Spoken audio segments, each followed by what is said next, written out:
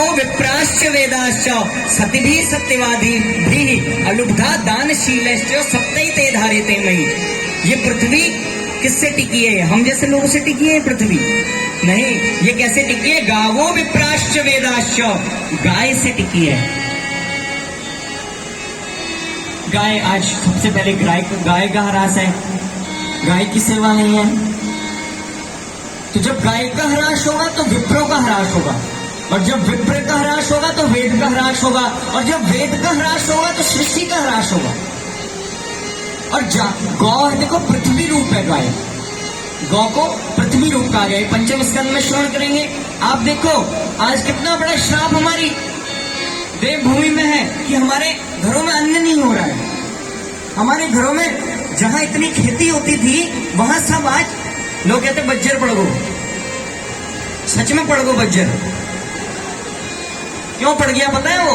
क्योंकि गाय का हमने अपमान किया। गाय जंगल में घूम रही है, रामनगर से मालना तक 500 गाय जंगल में है।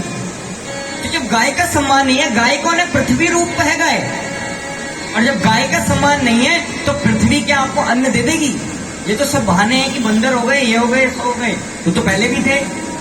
वो तो श्राप है देवभूमि को। और देखो जहां गाय की सेवा है, हरियाणा देखो कितना धन धान्य से परिपूर्ण है। पंजाब आप देखो। तो अगर हमें धन धान्य की समृद्धि करनी है तो हमें सर्वप्रथम मूल जो धर्म का है वो गाय है। गावो विप्राश्च वेदाश्च, दूसरा विप्र जो तपस्वी ब्राह्मण है, संध्यावादी, नियम संयम से रहने वाला ब्राह्मण है, उससे यह पृथ्वी टिकी है। गावो विप्राश्च वेदाश्च, वेदों से यह पृथ्वी टिकी है। सती भी, सती स्त्रियों से यह पृथ्वी टिकी है।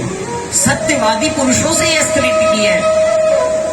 अलुब्धा, जो अलुब्ध व्यक्ति है, जिसको कोई लोभ नहीं है, जो अनाशक्ति रूप से विचरण करता है, उससे यह पृथ्वी टिकी है। और दानशील है, जो दानशील व्यक्ति है, सप्तैते धार्यते मही। मही मतलब कि पृथ्वी इन 7 लोगों से ही चल रही है महाराज।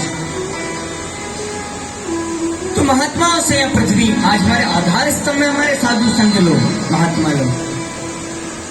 तो महात्माओं के संग से नारद जी कह रहे हैं कि मेरी मति कितनी निर्मल हो गई। और जब वो जाने लगे तो मैं तो उनके चरण पकड़ के रोने लगा कि मैं भी आपके साथ चलूंगा, मैं भी आपके साथ चलूंगा, लेकिन क्या करूं?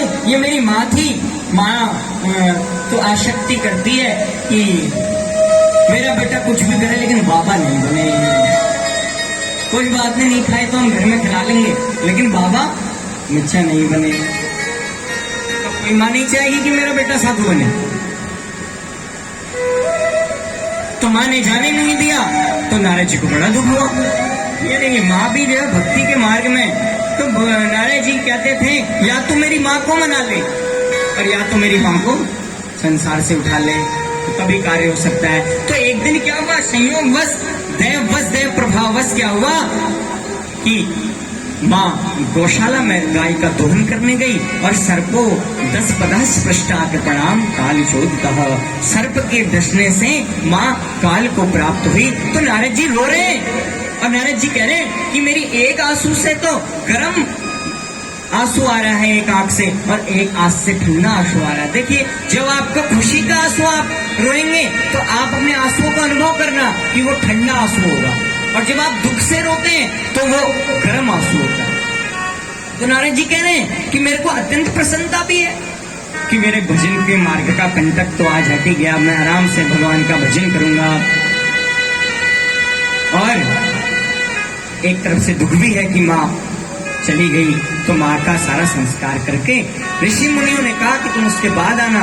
तो ऋषि मुनि तो अपना चले गए थे, और ऋषि मुनि जब गए तो उन्होंने एक करते हुए तब तक रहना, और जब माँ चली जाए तो तब आ जाना। और नारद जी फिर अपने घर से निकल गए और वन में उन्होंने अनंत काल तक तपस्या करी महाराज।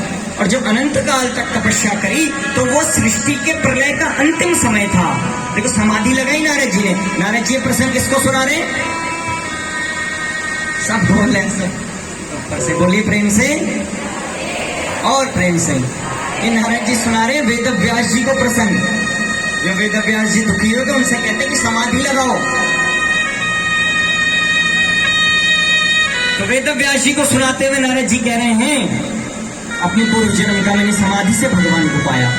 तो समाधि लगाई और अंत में जब प्रलय हो गया तो कह रहे नारद जी की मेरी इस जन्म में पूर्व जन्म की भक्ति मेरी नाश नहीं हुई। क्योंकि देखो जब जो दर्जी होता है रात को जिस कपड़े को सिलता हुआ छोड़कर जाता है ना, तो अगले दिन जब दुकान सबसे पहले खोलता है तो सुबह उसी कपड़े को सिलता है।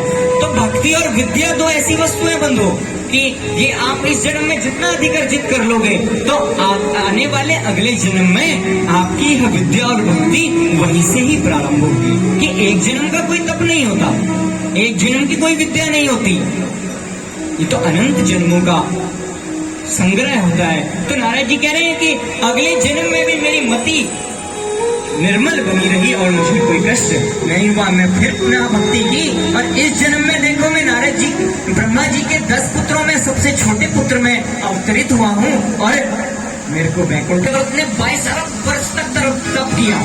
तो असंभव बात है। तो ये तो समाधि भाषा का ग्रंथ है, जो समाधि में आ गया वो लिख दिया। तो वेद व्यास जी ने इस प्रकार भागवत की रचना हुई। इस प्रकार व्यास जी का संतोष हुआ, नारद जी ने उनको समझाया कि समाधि भाषा में आप जाइए और समाधि लगा करके उन्होंने भागवत की रचना की है। और भागवत की रचना करके कहा कि हे व्यास जी महाराज देखो आज मैं कितना सौभाग्यशाली हूँ, मैं सीधे वैकुंठ में आ सकता हूँ, सीधे वैकुंठ में जा सकता हूँ। एक बार मैं वैकुंठ गया तो माँ लक्ष्मी जी वीणा बजा रही थी,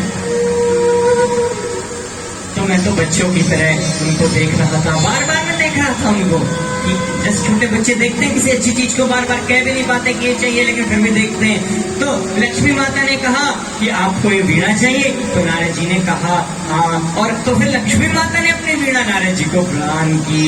तो नारद जी कह रहे हैं